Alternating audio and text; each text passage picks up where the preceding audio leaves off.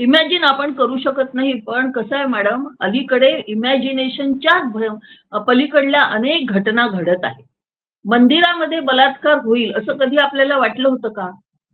पंडितजी बलात्कार करतील असं कधी आपल्याला वाटलं होतं का? आम्ही या क्षेत्रामध्ये 1977-78 सालापासून काम करतो आहे. त्यावेळी बलात्काराचं प्रमाण आमच्या भाषणांमध्ये असं यायचं, की दर 110व्या मिनिटाला एक बलात्कार होतो. आज आता आपण तर काय म्हणतो? 6व्या मिनिटाला एक बलात्कार होतोय भारतामध्ये. म्हणजे इतकं आणि वयाचं काही बंधन राहिलेलं नाही. हे लोक काय म्हणतात, की तुमचे कपडे छोटे होते म्हणून बलात्कार झाला. शॉर्ट्स कपडे घातले म्हणून बलात्कार. लुगडं घालणाऱ्या बायांवर बलात्कार होतात. इतकंच नाही तर 2 वर्षाच्या बाळावर बलात्कार होतात. ही जी मेंटॅलिटी बदललेली आहे, या मेंटॅलिटीचं काय करायचं हा मोठा प्रश्न आहे.